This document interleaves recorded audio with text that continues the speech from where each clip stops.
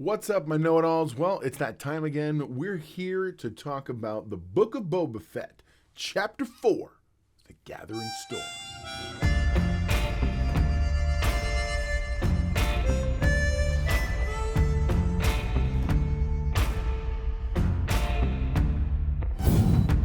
So the episode starts out very simply with Boba.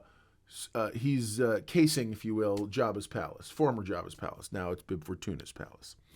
And he definitely knows his ship is still there. So he's trying to figure out something, what he's going to do. And that night, he's camping out in the desert, of course, and he sees a flare, surprisingly. This flare has should be very familiar to those who've watched The Mandalorian, because essentially that's what this is.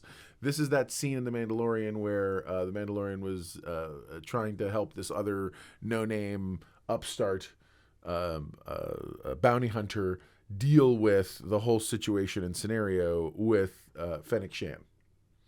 So what ends up happening is he gets to the area, he finds her, and he takes her to a mod parlor.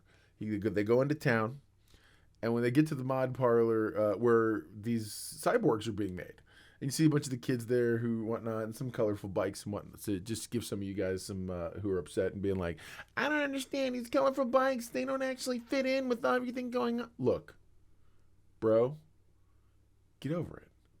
This is, I think anybody who tries to sit here and define Star Wars by what they want it to be, look, man, Star Wars is Star Wars, period. It is what it is.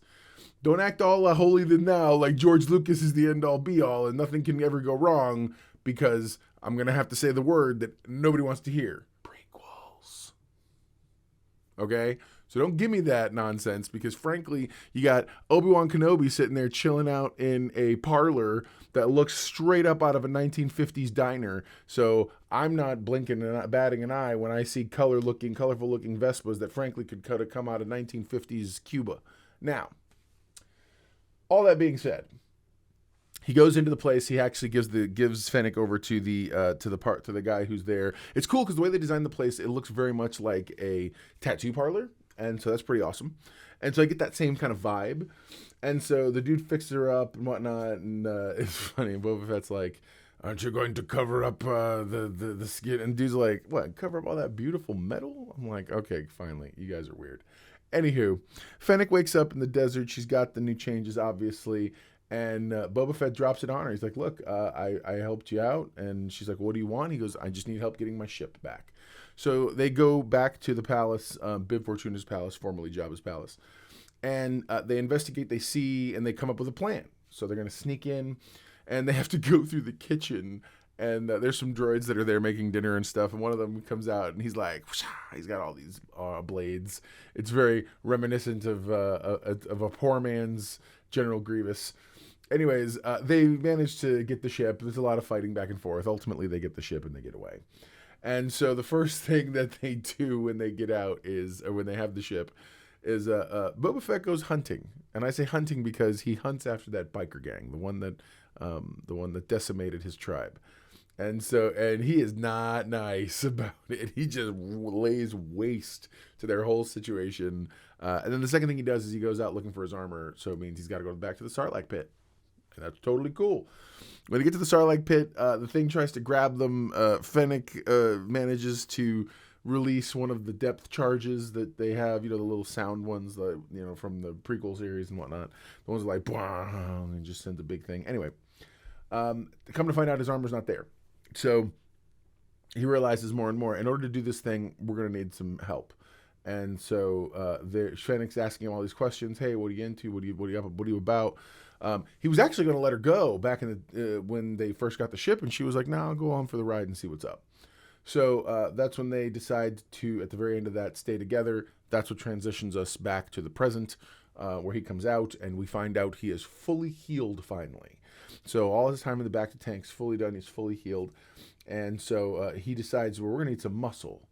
And so they go back to the casino, and we get to see Black Krrsantan again. And Black Krrsantan, come to find out, is a former, not only a gladiator like we knew, but he used to be somewhat of a celebrity in that area. Anyways, And so he's seeing some aliens who have upset him, these reptilian ones, and their name escapes me. I'm a terrible Star Wars fan.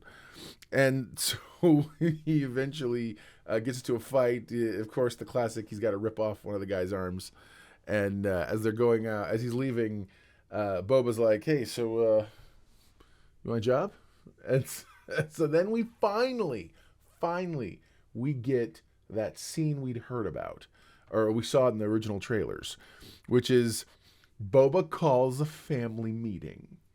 And it goes down pretty much like the way the trailers did, in that he's explaining to everybody, hey, this is the situation, this is what we got going on. And one of the guys, kind of a dog-faced looking one, is like, well, what's going to stop all of us from killing you and taking what you have? And just then, perfectly in time, the Rancor puts its claws through the bottom. They're having dinner on top of the Rancor pit, that opening with those little holes in it. So his giant claws come through, and Boba's like, oh, it's going to be okay, boy. And he gives him a little food through the thing, and you're like, oh, okay. And so I was like, yeah, no, dude, totally. Again, the moment we see Boba Fett riding this thing, it's done. It's going to be over. Boba Fett will be the man at that point. I totally foresee that moment coming. So they sit together. They all agree. Boba says, look, I'll take all the risk. You guys just promise me you're going to stay neutral. And the heads of the group agree.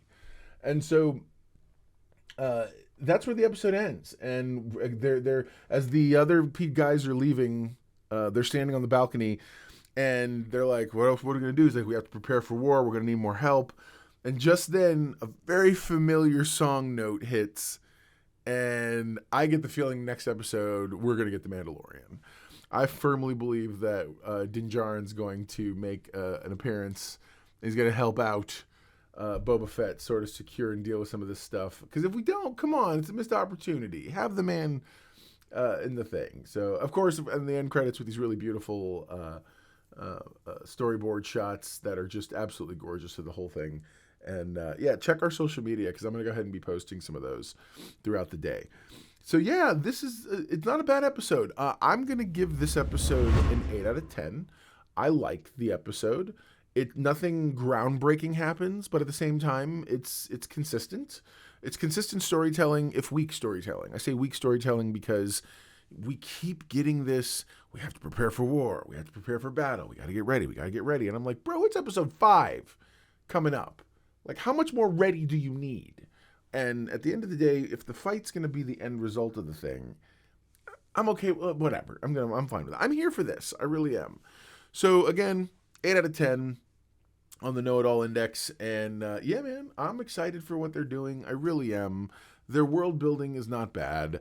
It's funny. I talked trash at the head of this thing about the prequels, but the truth is the prequels aren't bad. They really aren't. You take them as their own storytelling, and this goes right there with everything, in my opinion. It feels like the universe of Star Wars, regardless of what some people are feeling. But I mean, don't get me wrong. I got the same cues. I was watching the show last week, and when I watched it, I watched it and said, oh, look, it's Power Rangers. Anyway, whatever. Either way, I'm enjoying the show. So leave a comment. Let me know. I'd love to hear what you think about the episode. I know some folks were vocal last week about not liking it, and hey, man, that's totally cool. I want to hear up or down, good or bad, whatever way you feel about the thing. Let me know. I'd love to hear about your comments in the comments below. Also, don't forget to like and subscribe. If you like the video, it really helps me with the YouTube algorithms. Subscribing only going to help you because, hey, man, hit a little bell icon. Be notified when new content drops, okay? So there you go. Now you know, and if knowing is half the battle, then you're halfway to being a know-it-all. All yourself. All right, guys, we're going to tune in same time next week for episode 5. No clue what it's going to be called yet, but I'm very excited for what's coming. All right? And never forget, everyone loves a know-it-all.